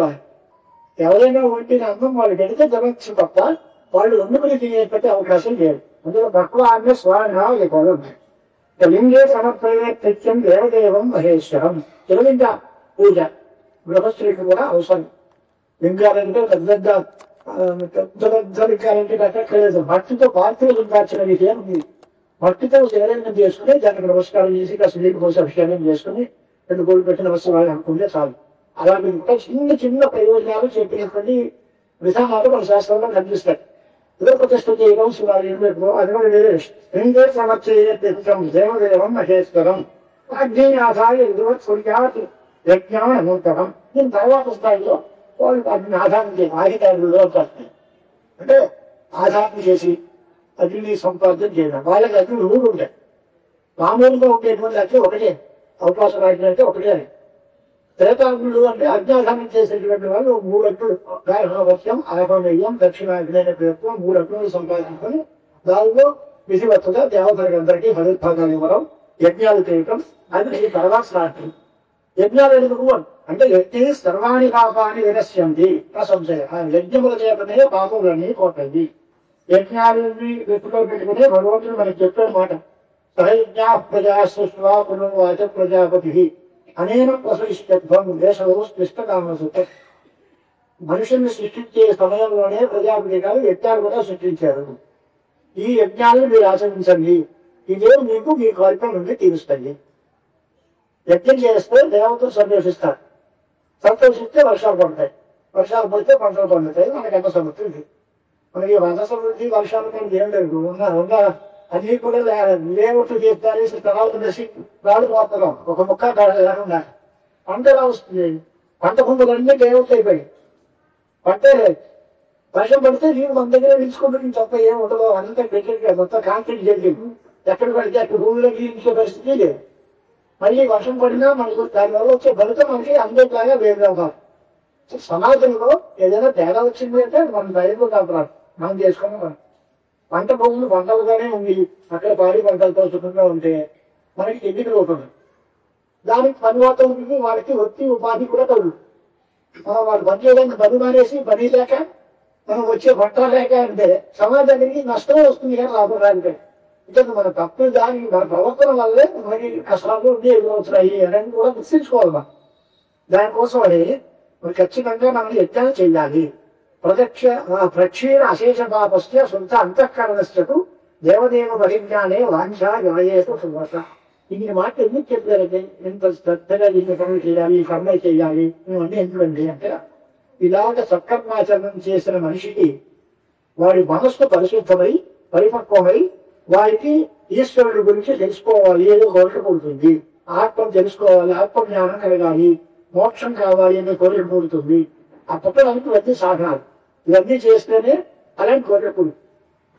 ఈశ్వరానుగ్రహాలే వంశా అద్వైత వాసనాన్ని అద్వైత శ్రద్ధ కలగాలి అంటే ఈశ్వరానుగ్రహం ఉండాలి. మనకు అందరికీ అనుభవమే వాళ్ళందరికీ సౌందర్యం టైం లేదండి ఏం చూస్తామండి అనేవాళ్ళు ఉంటారు. పని బాగుంటుంది అన్ని పంతులు కట్టినట్టు వ్యక్తులంటే గొప్ప అవకాశం మాకు రాదు, అక్కడికే ఉండి లక్ష్య చేయించుకుంటాం అనేవాళ్ళు ఉంటారు సమాజంలో. ఇద్దరు తేడా ఏంటి అంటే వాళ్ళ పూర్వపుణ్యం, వాళ్ళ సంస్కార బలం, వాళ్ళకి దీని మీద శ్రద్ధ పెరిగింది. ఇదే సమయంలో పక్కన ఎక్కువ ఒక మంచి రకరకాలైనటువంటి లౌకికమైన ప్రయోజనాలు పనులు ఏదైనా ఉంటాయి అక్కడికి పోదాం అనే వాళ్ళు ఉంటారు. వాళ్ళ సంస్కారం అదే. మన దీన్ని తక్కువ రైతుగా ఉండదు. ఎవరి సంస్కారాన్ని పెట్టుకోవాలి. అలాగా అధ్యాత్మ జ్ఞానం ముందు ఆత్మవిచారం ముందు శ్రద్ధ కలగాలి అంటే మనస్సు పరిణతం కావాలి. ఆ మనస్సు పరిణతం కావాలి అంటే సత్కర్మాచరణ చేయాలి. మనకి శాస్త్రాల్లో మనకి ఏం చెప్తారంటే మనస్సు అనేది ఒక అర్థం లాంటిది. ఆ అర్థం నిర్మలంగాను నిశ్చలంగాను ఉన్నారు. అర్థంలో మాలిన్యం ఉండి దుమ్ము కొట్టుకుంటే ఎలాగో మొహం కనబడదు. అది కొన్ని బాగా శుద్ధంగా పరిగెం కానీ 5 గంటలు 100 కిలోమీటర్ల స్పీడ్లో పరిగెత్తి కరిగిపోతుంది అంటే మనకి దాంట్లో మన మొత్తం కనబడదు. ఉత్పత్తి తగ్గని అంటే రైతు స్పీడ్ ట్రైన్ పరిగెత్తిపోతే చదవగా నిశ్చలంగా ఉన్నాయి. అంటే నిర్మలము నిశ్చలము అయినా మనస్సు కావాలి. అర్థం కూడా నిర్మలంగానూ నిశ్చలంగానూ ఉంటేనే దాంట్లో తన ప్రతిబింబం బాగా కనిపిస్తుంది. అదే రకంగా మన మనస్సు కూడా నిర్మలం నిశ్చలం కావాలి. ఎలా అవుతుంది అంటే కర్మాని చిత్త శుద్ధి అర్థం, చిత్త ఏకాగ్రర్థం ఉపాసన. కర్మలు చేస్తే చిత్తం శుద్ధమవుతుంది. ఉపాసన భక్తి ఒకే దేవుణ్ణి నిరంతరం ధ్యానం చేయడం దానివల్ల ఏకాగ్రత ఏర్పడి నిశ్చలంగా తయారవుతుంది మనసు. అప్పుడు మనస్సు నిర్మలము నిశ్చలము అయితే దాని ఎందు మోక్షము ఆత్మజ్ఞానము ఇవన్నీ రావడానికి అవకాశాలు ఉంటాయి. అంచేత స్వర్గకామో ఏది స్వర్గల్యాది యజ్ఞాద్యోత్తమ పుత్ర ఉత్పాదయే స్వస్యాం పితృగుణాం వ్యవశాంతయే రుణత్రయ విమోహం అనే మాట ఒకటి. 3 అప్పులతో పుడతాట మనిషి. దేవగుణం, పితృగుణం, ఋషిగుణం, 3 గుణాలతో పుడతాడు. దేవగుణం తీర్చుకోవాలి అంటే యజ్ఞాలు చేయాలి. ఋషి గుణం తీర్చుకోవాలి అంటే తను చదువుకుని తను పెద్దకి చెప్పాలి. పితృగుణం తీర్చుకోవాలి అంటే తను సంతానం కలిగి తన మనవులు మనవలు ఉంటే వాళ్ళు కూడా దగ్గర పెడితే పితృదేవతలు పిలుచుకోవాలి. అంటే ఈ రుణ విమోహం చేయడం కోసం తాను చదువుకోవాలి, తను యజ్ఞాలు చేయాలి, తను సంతానం కలాలి. సేని కూడా గృహస్థుడికి సంపాదనగా చెప్పారు. సత్యం గురుయా ప్రియం గురుయా సర్వభూతేషు సర్వదా ఏం సమాచార విప్లవ విరక్తస్తే గృహాశ్రమ సన్యసే సర్వకర్మాన్ని వేదాంతార్థాది యత్నమా. ఇలాగ గృహస్థ జీవితాన్ని సక్రమంగా గడుపుకునేటువంటి వాడు కొంతకాలం చేసి వాళ్ళ దాంట్లో విరక్తులు అంటే వైరాగ్యం పొందింది. అలాంటి వాడు నాకు ఈ ఆశ్రమంలో చేయాల్సిన పనులన్నీ అయిపోయాయండి, నేను ఇంకా నా బాధ్యతలన్నీ పక్కవాడికి అప్పచెప్పేస్తాను, పుత్రుడికి అప్పచెప్పేస్తాను, ఇల్లు ఒకళ్ళు అబ్బాయి పెద్దవాడు అయ్యారు అది చూస్తుంటాడు, నేను మీ సన్యాసం తీసుకుని ఆత్మజ్ఞానం కోసం ప్రయత్నం చేస్తాను అనే మాట అన్నా. అంతేకాని మొదట్లో వైరాగ్యం లేకుండా సన్యాసం కోసం వెళ్ళకూడదు. వైరాగ్యం వచ్చిన తర్వాత ఇంకా ప్రభుత్వంలోనే పలకాలనే మాట కూడా అవసరం లేదు. అంటే వాళ్ళు ఎప్పుడూ సత్యం పలకాలి, ప్రియం పలకాలి. ఈ రెండింటికి తేడా ఏంటి అని, సత్యానికి ప్రియానికి తేడా ఏంటి అంటే నిజం చెబితే ఎదగవాడి ప్రాణం పోయే పరిస్థితి వచ్చింది అనుకోండి, అలాంటి నిజం కాదు, సత్యం కాదు, చెప్పకూడదు. బాగా కాలంలో కథ ఉంది, సత్యలోక కథ అని లేదు. ఒక బ్రాహ్మణుడి యొక్క కుమారుడు, అతను చిన్నప్పటి నుంచి మొద్దుగా ఉండేవాడు, మోహంగా. పెద్ద నోటి మాటలు ఎక్కువ మాట్లాడడం కానీ, అది కావాలి ఇది కావాలనుకోవడం, పిల్లలతో ఆడుకోవడం అది ఏమీ లేదు, అందంగా ఉండేవాడు. ఆ తండ్రి వెళ్ళిగా వీడికి ఎలాగో అలాగే కష్టం వచ్చినా సుఖం వచ్చినా ఉపనయనం చేద్దాం అనుకున్నాడు. ఉపనయనం చేశాడు. ఆ ఉపనయనం చేసినప్పుడు గాయత్రి మంత్రం వాడి నోటి పని చెప్పించడం కూడా కష్టం అయిపోయింది తండ్రి. అది కూడా నోటితో వెళ్ళలేదు, అంత ముద్దుగా ఉన్నవాడు. ఇస్తే కోపం వచ్చి ఎదురుగా పోగొట్టుకుని గంటకి పాప ఉంటే కష్టం వచ్చావు, నువ్వు పుట్టకపోతేనే మంచిది అనే రకంగా చాలా నిందించేద్దాం. తల్లి తండ్రి కూడా ఎప్పుడైతే నిందించాడో ఆ కుమారుడికి కోపము, రక్తం, నిరాశో నిష్పో ఏదో వచ్చింది. ఇంట్లోకి వెళ్ళిపోయి వెళ్ళిపోయి ఓ అడుగులో వెనకని కూర్చున్నాడు. వీటిని నాకు ఏమీ రాదు, నేనేమో యజ్ఞాలు జపాలు తపాలు చేయలేను, నాకు వేదాలు రావు, జపాలు రావు, కానీ నాకున్న ఒకటే నియమం పెట్టుకుంటాను, నేను ఎప్పుడూ అబద్ధం అనను, సత్యం మాత్రమే పలుకుతాను అని ఒక నియమం పెట్టుకున్నాను. కానీ వాడికి ఏం సత్యం అవుతాడు అని పేరు పెట్టాను. వాడు ఏంటి అంటే నేను ఎప్పుడు ఎట్టు కలుసుకుంటున్నానో నేను అర్థం అన్నాను. వాడికి ఒక రోజు తపస్థించిన సంఘటన చెప్తారు, వర్ణించారు దేవి భాగవతం. అక్కడ ఏదో ఒక పంది పరిగెడుతాం, ఆ పందిని వెనకాల ఉండేటువంటి ఒక రాజుకు బాణ వేసి దొక్కాను, అది రక్తం కాలుతుంది, ప్రాణం పోలేదు కానీ దెబ్బతో పరిగెడుతోంది. వీడు ముందు నుంచి పరిగెత్తి వెళ్తాం. వెంట ప్రభువుకు వస్తున్నాడు గిరాసం. ఈ అమ్మ పక్కన కుటీరం వెనకాల ఎక్కడో తల దాచుకుంది, మరి కనబడకుండా దాచుకుంది. ఆయన వచ్చాడు, నేను కొట్టినటువంటి నా వేట ఈ పంది ఎక్కడికి వెళ్ళిందండి, నువ్వు చూసావా ఆయన. ఏం చెప్పాలి, నేను చూశాను అంటే ఒక బొట్టున్నాడు, దాన్ని దెబ్బకొచ్చింది. చూడలేదంటే అబద్ధం, చూశాను అని చెప్తే సత్యం కానీ ప్రాణహింస. ఏం చెయ్యాలి, ధర్మ సంకటంలో పడ్డాడు. చూశానని చెప్పాలా, చూడాలని చెప్తారా అని అంటే వాడికి భగవంతుడి యొక్క అనుగ్రహం చేత వాడి సత్యవ్రత దీక్షకు సంబంధించి ఒక ఆలోచన వచ్చింది. ఏం చెప్తారు, నేను చూసేది కన్ను, ఆ చూసే కన్ను మాట్లాడదు, చెప్పే నోరు చూడదు, నన్ను కూడా ఇస్తాను వస్తేది సామగ్రి ఓకే. చూసే కన్ను మాట్లాడదు, కొన్ని మాట్లాడుతున్నాడు చూడదు, ఎవరు పెడుతావు నువ్వు, నేనే ఏమీ చేయలేదు, చూసిన కన్ను కాదు, చెప్పే మాట్లాడదు కాదు, ప్రజలు నేనేం చేయలేదు కానీ నవ్వు చెప్పేదా వద్దు చెప్పాడంటే ఏమి తప్పు అడగదు. ఆ ప్రాణి రక్షింపబడేసి తన అబద్ధం అడగాలి. ఈ రకమైన ధర్మ సంకటాలలో చాలా జాగ్రత్తగా గ్రహించాలి. అంతేగాని ఊరికి అక్కడికి వెళ్ళిందంటే పక్కన ఉందండి అంటే దాని అర్థం ఉంది. అసలు సత్యం కూడా ఇతరులకి అనర్థాన్ని కలిగించే సత్యం పలికిరా. అలాగే అక్కడ చూడదండి అంటే సత్యం బ్రూయా ప్రియం బ్రూయా నా బ్రూయా సత్యం ప్రియం ప్రియం నామృతం బ్రూయా ధర్మ సమాగమ. ఇతరుడికి సంతోషిస్తారని అబద్ధం ఆడుకోవచ్చు, ఇతరుడికి నష్టం వస్తుంది అని చెప్పి నిజం చెప్పకూడదు. అది సత్యము హితము ప్రియము అని ఉండాలి. అది నిజం ఉండాలి, ఇతరులకి మనిషికి కూర్చేలా ఉండాలి, ఎవరికి నష్టం కలగకూడదు. అలాంటి మాట మాట్లాడాలి, అంత జాగ్రత్తగా ఉండాలి అని. సత్యం బ్రూయా ప్రియం బ్రూయా సర్వభూతేషు సర్వదా. ఈ రకంగా గృహస్థ జీవితాన్ని గడిపిన తర్వాత విరక్తుడైనటువంటి వాడు, మోక్షం కావాలి అనుకునేటువంటి వాడు సన్యాసం తీసుకోవాలి. దానిలో సన్యాసాలు రకరకాలు ఉంటాయి. పరమహంస బలిలాంటి సన్యాసం ఒకటి, కుటీచక సన్యాసం ఒకటి, బహువేద సన్యాసం ఒకటి, రకరకాల సన్యాస వేదాలు ఉంటాయి. కుటీచక సన్యాసము బహురక సన్యాసము అంటే హంస సన్యాసం కంటే కొంచెం తక్కువ స్థాయి. ఇప్పుడు మన స్వాముల వాళ్ళందరూ పరమహంస గరుడాచార్యులను నిలవట పరమహంస అనే స్థాయి పెట్టండి. పరమహంస హంస కుటీచక బహురక. ఇంకో రకమైన ఉంది అవసర సంప్రదాయం, మరో సంప్రదాయం. అవసరం అని అంటే వాళ్ళకి దండాలు గంధాలు ఏదో ఉండవు. వాళ్ళు ఏంటి అంటే అరణ్యత్వ వరేణ్యత్వ దూత సంసార బంధన తత్వమస్యాది లక్ష్యత్వాచ అవధూత ఇది అని అవధూత ఫలానికి లక్షణం అర్థం చెప్తారు.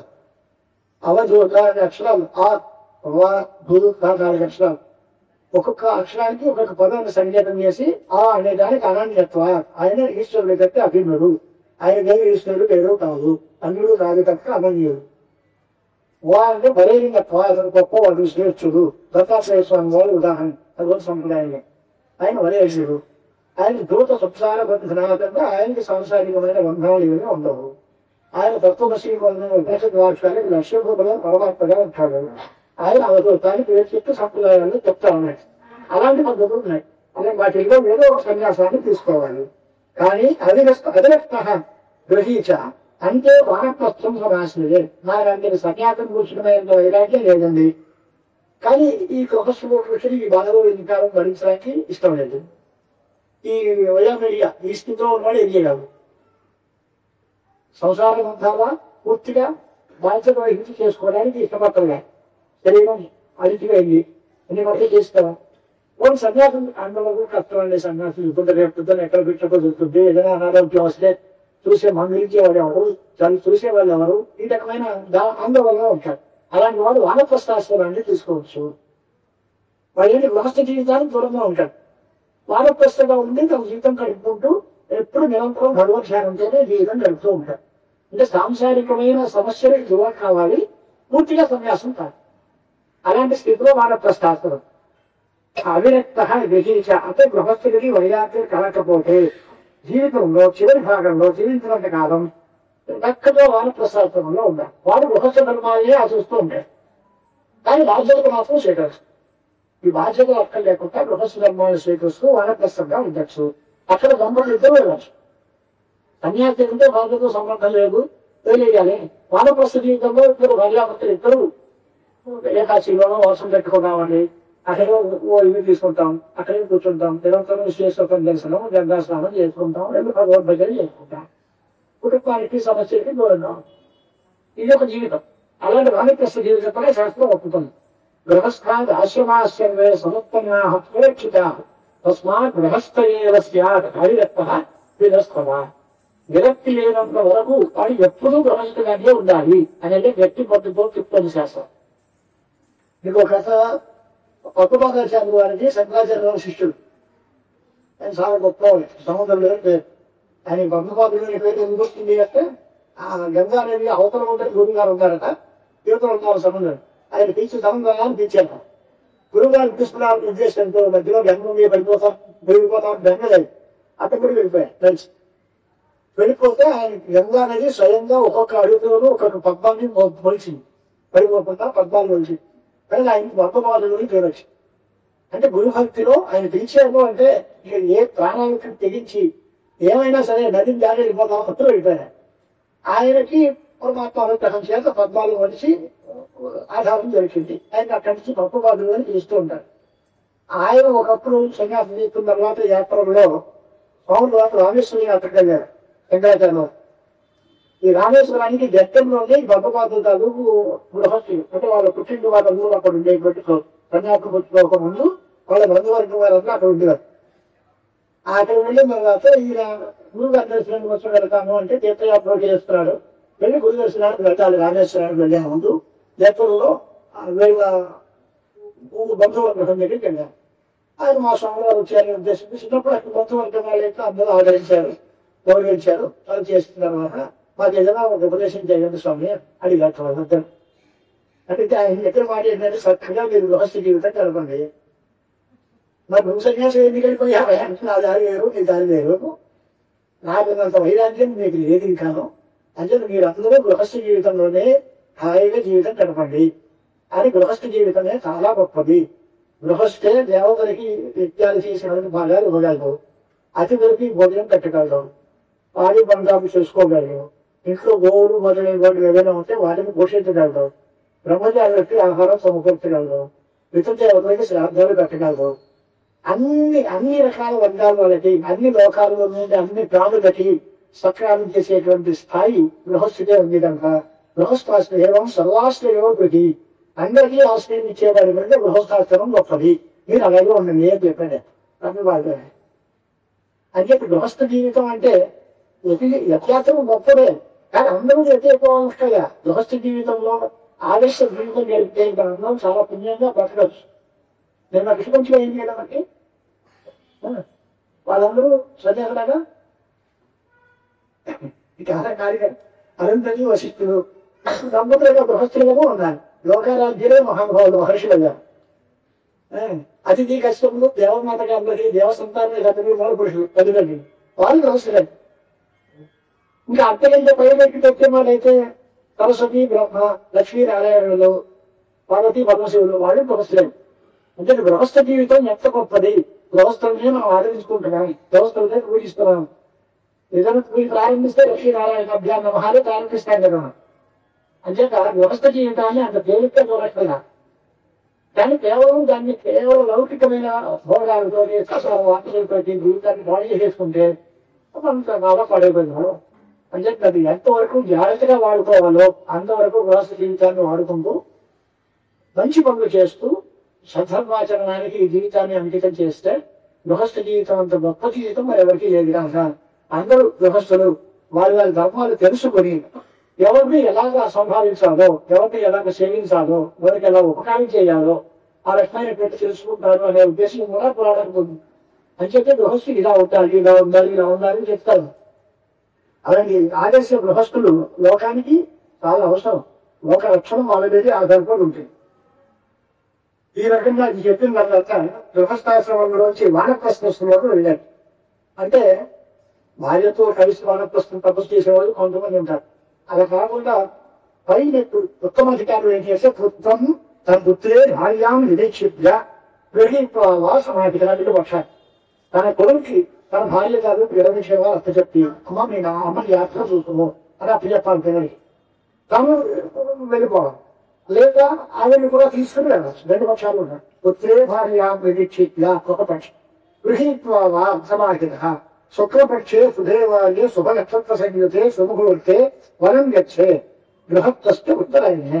ఈ వానప్రస్థం తీసుకునేటువంటి వాడు ఉత్తరాయణం అవ్వాలి, శుక్లపక్షంగా అవ్వాలి, శుభమైన వరం నక్షత్రం అడుగు చూసుకోవాలి. ఒక శుభముహూర్తం చూసుకుని రాత్రి ఇల్లు వేసి అడవిలోకి వెళ్ళి కాపురం పెట్టి అడవిలోకి అడవులు ఎప్పుడు ఉన్నాయండి. కొన్ని శతకం తిరుగుతుందండి స్వామి రాజమండ్రిలో. అడవులు కాదు, ఏకాంతవాసం చేయాలి. నలుగురు కలిసి వాళ్ళతో కబుర్లు కాకుండా విజనంగా ఏకాంతంగా భగవద్ ధ్యానానికి అనుకూలంగా ఉండే చోటు వెతుక్కోవాలి. అది కొంతమంది వ్యక్తులు వాళ్ళలోనే రకాలు పెట్టుకుని మీతో మాకు సంబంధం లేదు, ఆ టైం వచ్చినప్పుడు కాస్త ఆహారం పెట్టండి, నేను తర్వాత ధ్యానం చేసుకుంటాను, నన్ను డిస్టర్బ్ చేయకండి అనేటువంటి వాళ్ళు కూడా ఉన్నారు కొంతమంది. ఇల్లు పెట్టి పారిపోవాలనే నియమం లేదు.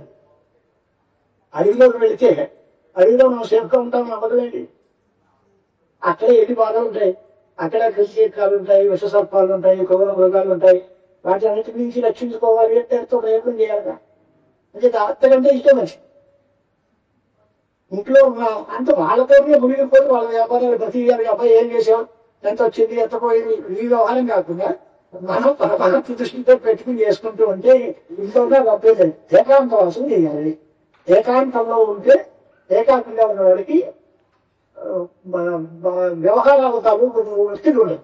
అప్పుడు మనస్సు ప్రశాంతంగా అది చేయాలి ఇది చేయాలి అనే మాట కానీ రాగద్వేషాలు కానీ ఏది లేకుండా ఉంటాయి కనుక 5 సంవత్సరాలు అలా చేసుకోవాలి. దీని తర్వాత యమ నియమాలతో కూడి ఉండాలి అనే మాట ఉంది. దాని గురించి తర్వాత అధ్యాయంలో చెప్తారు యమాలంటే ఏంటి, నియమాలంటే ఏమిటి, అలాంటి గుణాలు ఎలా అలవాటు చేసుకోవాలి అని ఉండాలి. ఆహారం సాత్విక ఆహారం ఉండాలి. శాఖ ఫలాలు అంటే కూరలు పళ్ళు తేనెలు తింటూ ఉండాలి అనేటువంటి మాట చెప్పారు. తర్వాత ఇవన్నీ చెప్పిన తర్వాత క్రోధ వైశల్య నిద్రాది దూరత పరివర్తయే అంటే క్రోధం కోపాలు అలాగే వైశల్యము అంటే కొండజపం ఒకరికి ఒకరి చెప్పం ఆయన ఇలాంటి అలాంటి వాడు ఈ ఇద్దరు ఎవరు గొప్ప నీకు ఎదుగా ఎవరు గొప్ప అయితే ఎందుకు నువ్వు గొప్పవాడే కాదు కదా ఆయన గొప్ప ఈయన గొప్ప ఎందుకు అవసరమైన పని తాళపత్ర పరీక్షలు ఈ పరికరాలు మానవ స్వభావం ఏంటి అంటే తాను చేసిందంతా పర్ఫెక్ట్ గా ఉందని ఎదురువాడు చేసిందంతా అన్ని తప్పులే కనిపిస్తాయి. తన తప్పు ఎవరికి తనకు తెలియదు. తప్పు లేని వాడు తమ తప్పు లేనప్పుడు చూడాలి రాదు వినగలమానట్లు ఇతరులలో తప్పుల్ని చూడాలి అనే ఆలోచన ముందు పెట్టాలి. అది చేసి వాటిలో ఈ తప్పు నీకు ఆ తప్పు నీకు దానివల్ల నష్టం వస్తే వాడికి వస్తుంది ఏం రాదుగా నీకెందుకు బాగా వాళ్ళు తప్పు లేని లేదు వాళ్ళు నీకెందుకు అంటే అది వాడు గొప్ప వీడు గొప్ప ఈ మాట ఉండకూడదు. అలాగే ఇతరులలో ఉండేటువంటి దోషాలని అన్వేషించకూడదు వెతకూడదు.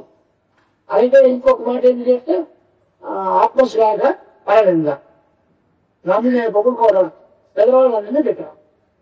ఈ రెండు చాలా స్వభావంగా ఉంటాయి సహజంగా. నీరు పల్లానికి పోయినట్టుగా ప్రతి మానవ సహజంగా మనిషిలో ఇలాంటి భావాలు ఉంటాయి. కానీ అక్కడ కంట్రోల్ చేయాలి మనం ఇతరులకు నిందించకూడదు. తన జన్మం తన అహంకారం నేను గొప్ప వాడిని నేను ఎక్కువ చేయకూడదు అనేటువంటి మాట కూడా ఉన్నాయి. క్రోధ వైశల్య నిద్రాది నిద్ర అంటే అదే నిద్రపోకూడదు అంటే అతి నిద్ర పనికి రాదు, పదవిపోవడం పనికి రాదు. ఎప్పుడు యుక్తాహార విహారస్య యుక్త స్వప్నావశీలస్య అని గీతల్లో చెప్పినట్టుగా ఎంతవరకు నిద్రపోవాలో ఎప్పుడు నిద్రపోవాలో ఎప్పుడు లేవాలో శాస్త్రం చెప్పిన పద్ధతుల్లో ఆహార విహారాలు అలవాటు చేసుకోవాలి. యోగాభ్యాసపరుడై ఉండాలి. పరమేశ్వరం ధ్యానం చేస్తూ ఉండాలి. ఇది ఒక అలాగే తర్వాత పరమహంస పరిణామికాచార్య దగ్గర సన్యాసి చెప్తాను అన్నారు. చతుర్విధాన భిక్షవ వృత్తి భేద సన్యాసులు 4 రకాలు ఉంటారు. దేవుడి కుటీచక తథైవ బహురక హంస పరమహంసశ్చ ఈ 4 రకాలు కుటీచక బహురక హంస పరమహంస అని 4 రకాలుగా ఉంటాయి. దాని అర్థం ఏంటి అంటే సన్యాసి భిక్షువులు రకరకాలుగా ఉంటారు. దానిలో కుటీచకుడు అంటే ఏంటి జీవన నిర్వాహ ప్రకాశాన్ని బట్టి వాడు కుటీచకుడు. మరి ఎక్కడ ఎలా ఉంటాడు ఏదో గుడిసి వేసుకుని దాంట్లో ఉండేవాడు అది ఒక రకం. బహురకుడు హంస పరమహంస 4 రకాలు ఉన్నాయి.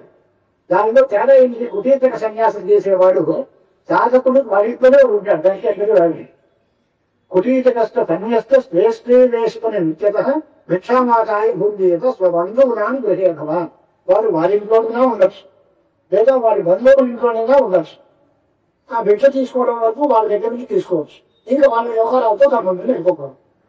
కేవలం తన జీవయాత్ర నడపడం కోసం ఈ శరీరం నిలవడం కోసం తన ఇంట్లో కానీ తన బంధువుల ఇంట్లో కానీ ఆహారం కోసం మాత్రమే వారి ఇంటి నుంచి స్వీకరించి తర్వాత భగవద్ధ్యానంలో గెలుచుతూ ఉంటే వాడు కుటీచక సన్యాసం అని పేరు. వాడు ఎలా ఉంటాడు అంటే చేతిలో గర్భం పవిత్రంగా బాగా పెట్టుకోవాలి, కాషాయ వస్త్రాన్ని ధరించాలి, గాయత్రి మంత్ర జపం చేస్తూ ఉండాలి, శ్రద్ధతో పేరుని పూర్తి చేస్తూ ఉండాలి. అది కుటీచక సన్యాసాలు ధర్మాలు. బహుమత సన్యస్త బంధుపుత్రాదివంచిత సప్తాకారం చిరే భైక్ష ఏకాన్నం పరివర్జయే అది వాడేంటి బహుమత సన్యాసం అంటే ఏమిటి అని అంటే వాడేమి అది తండ్రితో ఒక కొడుకు ఎక్కడ కొడుకు ఇంట్లో వాళ్ళు ఇంట్లో బంధువులు చేసుకోకూడదు. 7 ఇళ్ళు భిక్షాటనం చేయాలి. ఆ 7 ఇళ్లలో ఎంత వస్తుందో దానితో అది జనం పూర్తి చేసుకోవాలి. 7 గృహాలతో భిక్ష ఆచరించి వాటి సర్వకాలాపంలో వేదాంత శాస్త్రం అధ్యాత్మ గ్రంథపడము మంచి సత్శాస్త్రాలు వీటన్నింటినీ చదువుకుంటూ ఉండాలి. అనవసరమైన ప్రసంగాలు చేయకూడదు. శరీరం రక్షించుకోవడానికి తగినటువంటి మార్గాలు తీసుకోవాలి. భగవత్పాదులు అనే చెప్తారు వ్యాధిష్ట చికిత్సతాం స్వాగ్వన్నం అటు యాశ్యతాం అహరత ప్రాప్తేన సంతుష్ట్యతాం అని యథాన్ని ద్విజవశా ప్రాప్తే సంతుష్ట్యతాం అని అంటే రోగం వస్తే మందు వేసుకోవద్దు అని అన్నాడు. రోగం వస్తే మందు వేసుకోండి, ఆకలి వేస్తే తినండి, అది ఆ రెండు వాటి రెండు కూడా తీర్చుకోండి. కానీ తీర్చుకోవడానికి నాకు మంచి మంచి పర్వాలేదు కావాలనుకోకూడదు. ఏది వస్తే దాంట్లో సందేహం విధివశాత్ ప్రాప్తి అయిన భగవంతుడు ఈ మాట అనేది ఇచ్చాడు, దాంతో సహా అనే రకంగా ఉండాలి. అంతేగాని గొంతకు కోరికలు పెట్టుకోకూడదు అనే మాట ఉంది. వీళ్ళు కూడా తన కర్మకాలమయ్యము మోక్ష శాస్త్రాన్ని అధ్యయనం చేస్తూ భగవద్ధ్యానంలో గడపాలి. ఇది తర్వాత స్టెప్ హంస. వాడు గ్రామీణ న్యాయాన్ని యుగ సమాచారం హంస అనే సన్యాసి ఒక రోజు ఒక గ్రామంలో ఉండాలి, రెండో రోజు కూడా మళ్ళీ అక్కడే చేస్తే వాళ్ళతో సంబంధాలు పెరిగి స్నేహం పెరిగి సాంగత్యం పెరిగిపోయి వాళ్ళని వదిలేక స్నేహి వీడికంటే వాడికి ఇష్టం, వాడికి వీడికి ఇష్టం, ఈ రకంగా జరగదు. అందుకే గ్రామీకరాత్రం వ్యవసాయిక భోజనం అనే పేరుతో వాడు గురువులా సంచరించాలి, ఉన్న ఊళ్ళో ఉన్నట్టుగా తిరగాలి, తిన్న చోట తినకూడదు, ఉన్న చోట ఉండకూడదు, అలాంటి నియమాలతో నడుపుతూ ఉంటారు. నాత్యస్టు యోగోస్తి నా చరికాంత వనస్మిత తథాది యోగాను తుమ్యేత గుంజీత పరమహంసక. అంటే ఎక్కువగా తిరిగినా యోగం లేదు, అలాగని అసలు ఇది మానేసినా యోగం లేదు. కనుక పరమహంస సన్యాసులు ఎంత పరిమితంగా ఆహారం ఉండాలో, ఎంత అవసరమో అందుకే తినాలి. లోకం మాట్లాడుతూ ఉంటాము, తినగలిగినంత తినడం కాదు కదా, తినవలసినంత తినాలి. ఎంత తినాలో అంతే తినాలి తప్ప నేను ఇంత తినగా ఉండడానికి తినేస్తాను అంటే ఆ తర్వాత నీకు వచ్చే ఇబ్బంది పెట్టి ఎవరు ఆశ్చర్యపడతారు. అంచేత నా అత్యస్పదస్తు యోగ వసతి, ఎక్కువగా తిండిపోతుకి యోగాభ్యాసం కుదరదు. అలాగని తింటూ మానేస్తే నీరసం వస్తుంది, అసలు చేయలేదు, కళ్ళు కోసం పెట్టుకుంటూ చేయలేదు.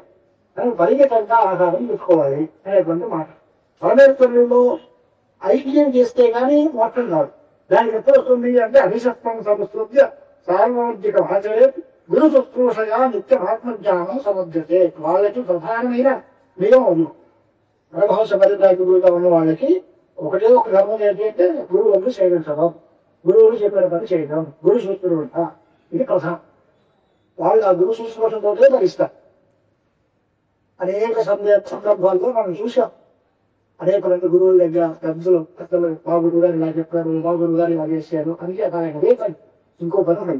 గురు శుశ్రూషతో జీవితం గడుపుతూ ఉంటారు వాళ్ళు. పరమహంసుల వారు అందులో అలాగే నిత్యము గురువునే సేవిస్తూ ఉంటారు, ఆత్మజ్ఞానాభ్యాసం చేస్తూ ఉంటారు. వాళ్ళకి నియమాలన్నీ మా వివేకాగే చెప్పినట్టుగా ఉన్నారు. వాళ్ళు రణమోపాసన వాళ్ళకి ప్రత్యేకమైనటువంటి విధానం. సన్యాసులైన వాళ్ళు రణమోపాసన చేయాలి, ఓంకారాన్ని తప్పకుండా చేయాలి పరమహంస. అలాంటి వాళ్ళు ఆత్మనిష్టతో ఉండాలి అని. ఈ రకమైనటువంటి సన్యాసం తీసుకునేటువంటి వాళ్ళు దీనిలో అక్కడి నుంచి కొంచెం దిగజారిన పరిస్థితుల్లోకి వస్తే అప్పుడు పరిస్థితి అంటే గృహస్థు అయిన వాడు ఏవైనా కొన్ని పొరపాట్లు జరిగితే వారికి ప్రాయశ్చిత్తాలు ఉంటాయి. గృహస్థులైన వాళ్ళకి కొన్ని ప్రాయశ్చిత్తాలు ఉంటాయి. కానీ ఆశ్రమం తీసుకునేటువంటి సన్యాసులకు వెళ్తే ఆ రకమైనటువంటి ప్రాయశ్చిత్తాలు ఉండవు. దానికి ఆరుమూఢ పద్ధతి కూడా లేదు. అంటే మనకి లౌకికమైన ఉదాహరణ చూడాలనుకోండి, కింద నడుస్తూ నడుస్తూ కింద కాలు దాన్ని పడ్డారు అంటే పెద్ద ప్రమాదం ఉండదు. కానీ 5 అంతస్తులు మేడొచ్చా కనీసం కింద పడ్డా ఉంటుంది, వాటి మీద కాదు పోల్సిన పరిస్థితి. అలాగే చిన్న స్థాయిలో ఉన్నప్పుడు ప్రమాదం వచ్చినా తట్టుకోగలదు, పెద్ద ప్రమాదం కాదు, ఏదో చిన్న చిన్న గోటితో పోటీ. అలా కాకుండా పెద్దగా సన్యాసం వరకు వెళ్ళిపోయిన తర్వాత అక్కడ పొరపాటు చేస్తే వాళ్ళకి దగ్గర పెడితే ఇంకా వాడికి ప్రాయశ్చిత్తమే లేదు. ఆరూఢ ఒకటి అంటారు. సంస్కృతంలో ఆరూఢ అంటే ఎక్కినవాడు, పై స్థాయికి ఎక్కిన వాడు అక్కడికి పడితే వాడిని మనం ఏం చేస్తాం, వాడికి ప్రాయశ్చిత్తాలు లేదు. అలాగే అంచేత ఆశ్రమం చాలా కష్టసాధ్యమైన ఆశ్రమం.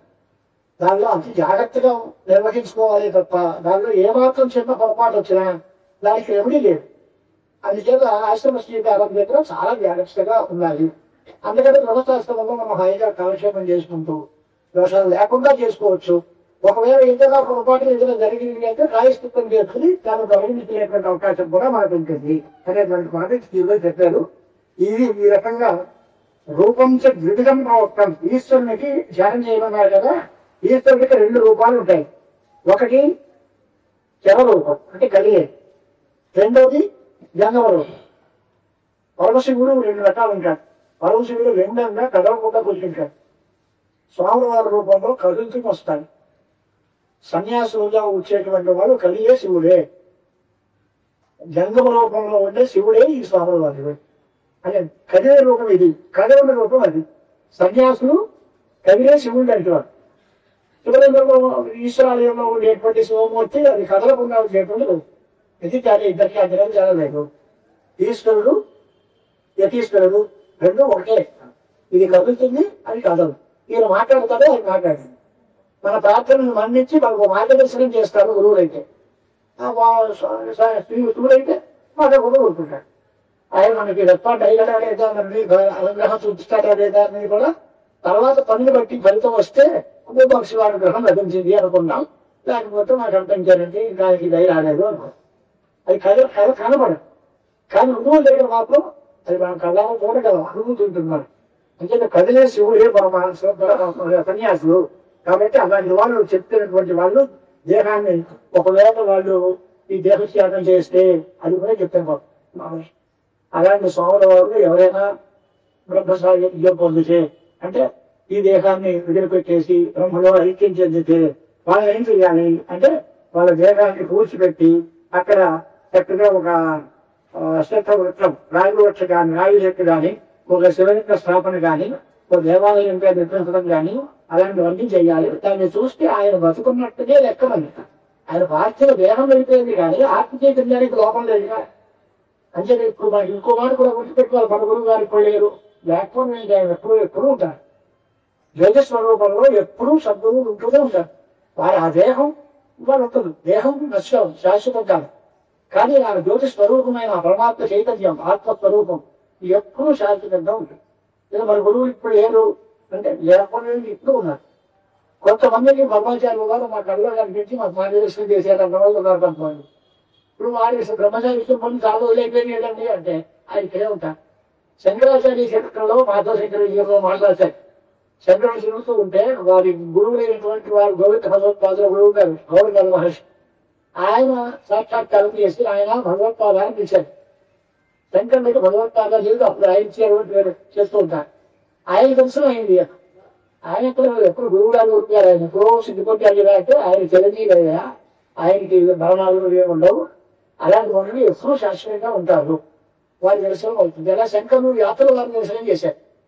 ఏనాటి వ్యాసుడు ఏనాటి శంకరుడు అంటే శంకరుడికి వ్యాసుడు దర్శనం అయింది. వ్యాసుడితో మాట్లాడారు, ఆయన పరీక్షలో నెగ్గారు, ఆయన చేత వరం పొందారు. ఇదన్నీ రకంగా చదువుకుంటాం. అంచేత మహానుభావుల యొక్క జీవితంలో మరణము అనేది లేనే లేదు. వాళ్ళు శాశ్వతంగా ఉంటారు. అలాంటి వాళ్ళ యొక్క ప్రేరణ మనకి ఎప్పుడు ఏదో రూపంలో అందుతూనే ఉంది. అంటే వాళ్ళని మనం మనసారా ధ్యానం చేసుకుంటూ ఉంటే వాళ్ళ యొక్క ప్రేరణ వల్ల వారి ఆలోచన మన మీద వస్తే మనకి మార్గం సుగమం అవుతుంది. ఇలాంటి రకంగా ఈ ఆశ్రమ ధర్మాలు అనేది మీరు పూర్తి చేశారు. ఆ తర్వాత ఒకవేళ పాపాలు జరిగితే ప్రాయశ్చిత్తం ఏమిటి? ఈ 4 ఆశ్రమాల్లో తెలుసో తెలియకో పాపం చేస్తాం, దానికి ప్రాయశ్చిత్తాలు ఏమిటి అనేది ఈ తర్వాత గ్రంథంలో బృహస్పతి గారికి శివుడు చెప్తున్నారు.